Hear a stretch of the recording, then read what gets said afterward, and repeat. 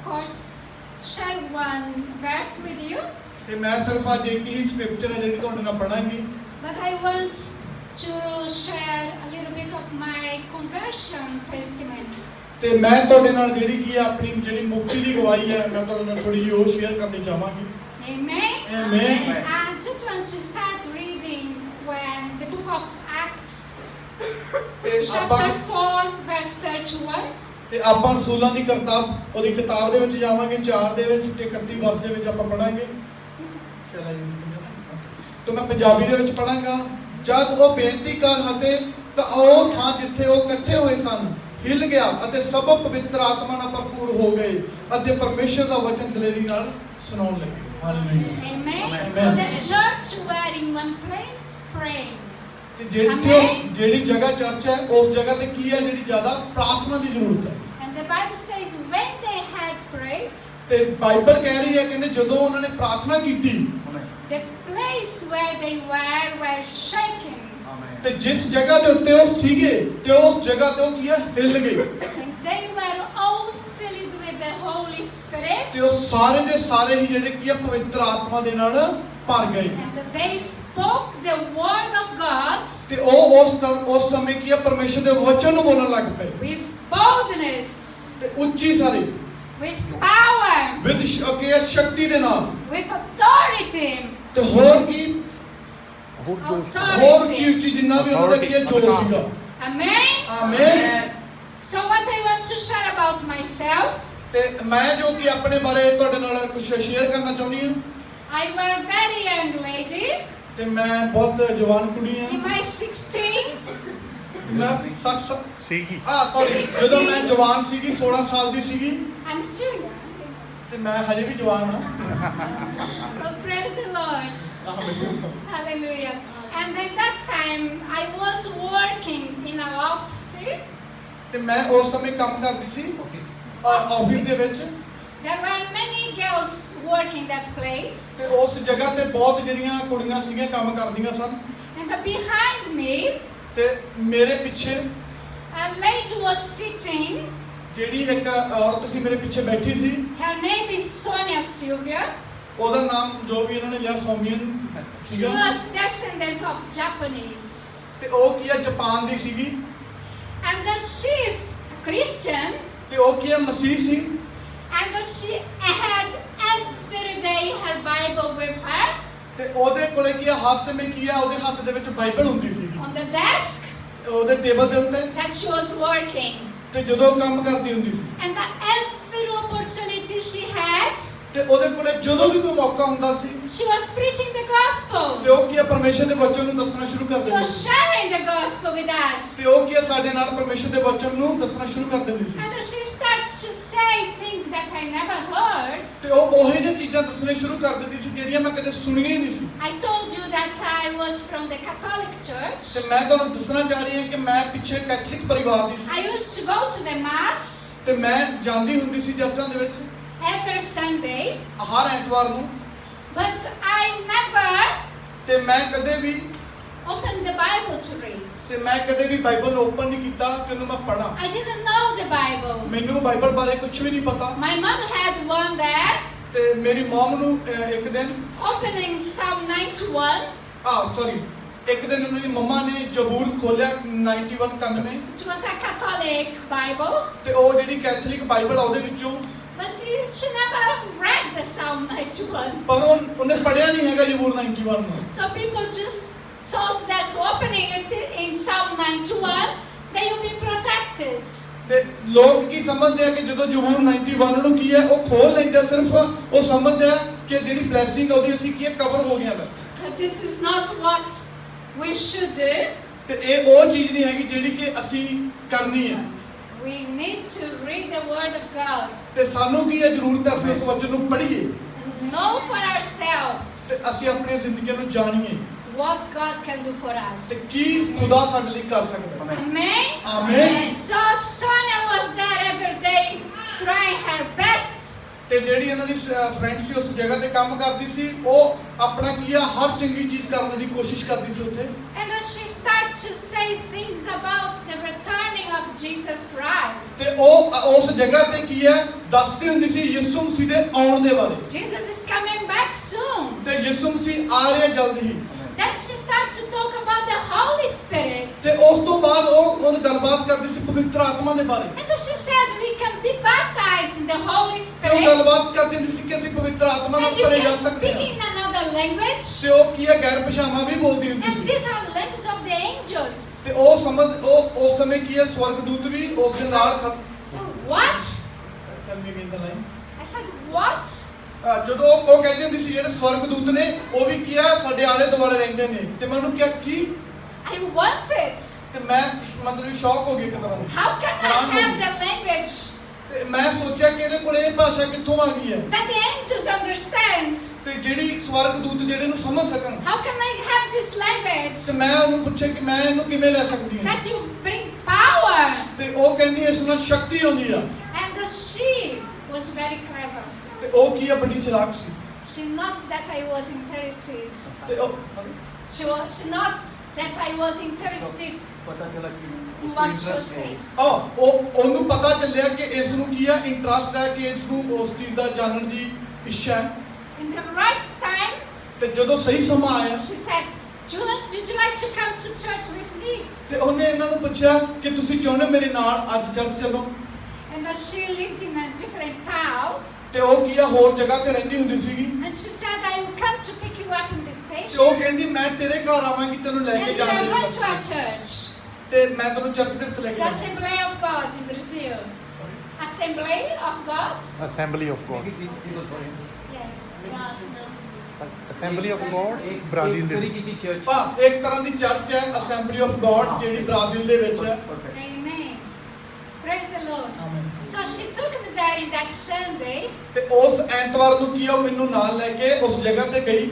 and when the pastor called the people who wants to accept Jesus in their heart, our only Savior and Lord, ਤੇ ਜਦੋਂ ਆਖਿਰ ਦੇ ਵਿੱਚ pastor ਨੇ announce ਕੀਤਾ ਕਿ ਜਿਸ ਨੇ ਪਰਮੇਸ਼ਰ ਨੂੰ ਪ੍ਰਭੂ ਯਿਸੂ ਮਸੀਹ ਨੂੰ ਸਵੀਕਾਰ ਨਹੀਂ ਕੀਤਾ ਤਾਂ ਉਹ ਆਓ। I put my hand up ਤੇ ਇਹਨਾਂ ਨੇ ਆਪਣਾ ਹੱਥ ਕੀ ਆ ਉੱਪਰ and ਖੜਾ I ਕਰ came ਦਿੱਤਾ forward, ਤੇ ਉਹਨਾਂ ਨੇ ਕਿਹਾ ਕਿ ਅੱਗੇ ਆ ਜਾਓ। for she came with me, ਤੇ ਉਹ ਜਿਹੜੀ ਮੇਰੀ ਸਹੇਲੀ ਸੀ ਮੈਨੂੰ ਨਾਲ ਲੈ ਕੇ ਅੱਗੇ ਆ ਗਈ।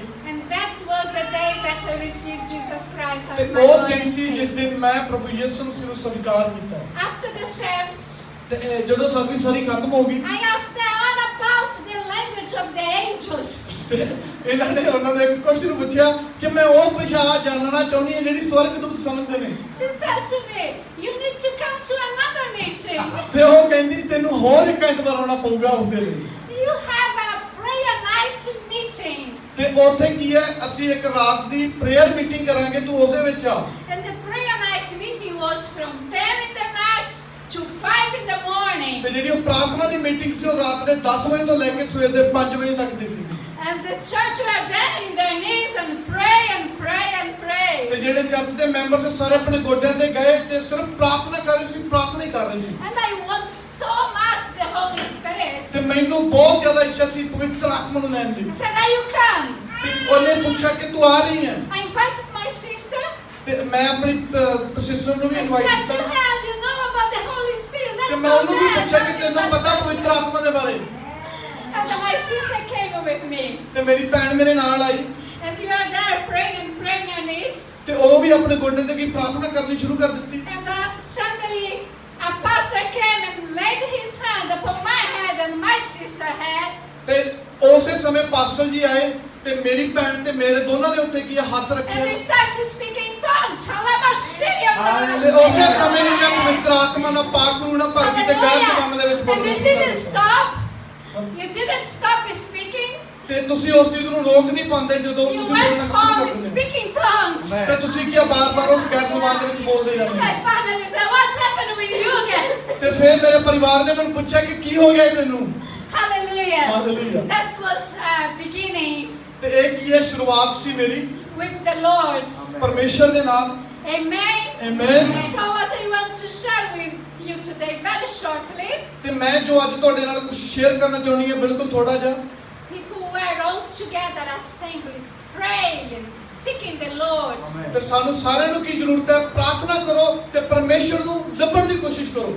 Do you know the church who do not pray ਤੇ ਤੁਹਾਨੂੰ ਪਤਾ ਜਿਹੜੀ ਚਰਚ ਪ੍ਰਾਰਥਨਾ ਨਹੀਂ ਕਰਦੀ is like this dry sponge, ਤੇ ਉਹ ਇਸ ਤਰ੍ਹਾਂ ਦੀ ਜਿਵੇਂ ਸੁੱਕੀ ਸਪੰਜ ਇਸ ਤਰ੍ਹਾਂ ਦੀ ਹੁੰਦੀ ਆ very dry. ਤੇ ਬਿਲਕੁਲ ਸੁੱਕੀ। It can be me and you ਤੇ ਇਹ ਅਸੀਂ ਜੇ ਤੁਸੀਂ ਹੋ if you don't come in God's presence. ਤੇ ਜੇ ਤੁਸੀਂ ਖੁਦਾ ਦੀ ਪ੍ਰੈਜ਼ੈਂਟ ਦੇ ਵਿੱਚ ਉਹਦੀ ਪ੍ਰੈਜ਼ੈਂਟ ਮੌਜੂਦਗੀ ਦੇ ਵਿੱਚ ਨਹੀਂ ਆਉਂਦੇ, But when you come in God's presence, ਪਰ ਜਦੋਂ ਤੁਸੀਂ ਪਰਮੇਸ਼ਰ ਦੀ ਮੌਜੂਦਗੀ ਦੇ ਵਿੱਚ ਉਹਦੇ ਅੰਦਰ ਆ ਜਾਂਦੇ ਹੋ you soak yourself ਤੇ ਤੁਸੀਂ ਉਸ ਨੂੰ ਆਪਣੀ ਜਿਹੜੀ ਜ਼ਿੰਦਗੀ ਨੂੰ ਕੀ ਆ ਉਹਦੇ ਅਧਿਕਾਰ ਦੇ ਦਬੋ ਦਿੰਦੇ ਹੋ ਉਹਦੇ ਪਰਮੇਸ਼ਰ now ਦੇ you ਵਿੱਚ are not dried anymore. ਤੇ ਤੁਸੀਂ ਕੀ ਆ ਹੁਣ ਬਿਲਕੁਲ ਵੀ ਸੁੱਕੇ ਨਹੀਂ ਰਹਿ ਗਏ। Sorry, Pastor Johnny, I didn't tell you about this. But wherever you go, ਤੇ ਜਦੋਂ ਵੀ ਜਿੱਥੇ ਵੀ ਤੁਸੀਂ ਜਾਂਦੇ ਹੋ ਫਿਰ the presence of God you go with you. ਜਿਹੜੀ ਖੁਦਾ ਦੀ ਆਤਮਾ ਹੈ ਉਹ ਤੁਹਾਡੇ ਨਾਲ ਜਾਂਦੀ ਹੈ। The places where you go, ਜਿੱਥੇ ਵੀ ਤੁਸੀਂ ਜਾਂਦੇ ਹੋ you be changed. ਤੇ ਤੁਸੀਂ ਕੀ ਆ ਬਦਲਦੇ ਜਾਂਦੇ ਤੇ ਉਹਨਾਂ ਨੂੰ ਬਦਲਦੇ ਹੋ। Amen. You may come to a very difficult place. You come to a very difficult place. ਤੇ ਤੁਸੀਂ ਕੀ ਇੱਕ ਬੜੀ ਮੁਸ਼ਕਲ ਵਾਲੀ ਜਗ੍ਹਾ ਤੇ ਆ ਗਏ ਹੋ And God will use you there. ਤੇ ਖੁਦਾ ਨੇ ਤੁਹਾਨੂੰ ਉੱਥੇ ਯੂਜ਼ ਕੀਤਾ। And all that you had from the Holy Spirit, ਜੋ ਵੀ ਤੁਹਾਡੇ ਕੋਲ ਪਵਿੱਤਰ ਆਤਮਾ ਵੱਲੋਂ ਦਿੱਤਾ ਗਿਆ ਸੀ you'll be poured out ਤੇ there. ਤੁਸੀਂ ਸਾਰਾ ਉੱਥੇ ਦੇ ਦਿੱਤਾ And at this place you'll be transformed. ਤੇ ਉਹ ਜਿਹੜੀ ਜਗ੍ਹਾ ਸੀ ਕਿ ਸਾਰੀ ਹੀ ਬਦਲ ਗਈ। Amen. ਆਮੀਨ। So don't leave your home ਤੇ ਆਪਣੇ ਜਿਹੜਾ ਹੱਥ ਹੈ ਪਰਮੇਸ਼ਰ ਦੇ ਵੱਲ ਨਾ ਛੱਡੋ without fill yourself with the Holy Spirit. ਤੇ ਆਪਣੀ ਜਿਹੜੀ ਆਤਮਾ ਨੂੰ ਆਪਣੀ ਸਰੀਰ ਨੂੰ ਕਿ ਪਾਕ ਰੂ ਨਾ ਭਰਦੇ ਜਾਓ Be in the presence of God. ਤੇ ਰਹੋ ਪਰਮੇਸ਼ਰ ਦੀ ਮੌਜੂਦਗੀ ਦੇ ਵਿੱਚ। Then you leave your house. ਤੇ ਫਿਰ ਕੀ ਹੈ ਤੁਸੀਂ ਆਪਣੇ Go to your job.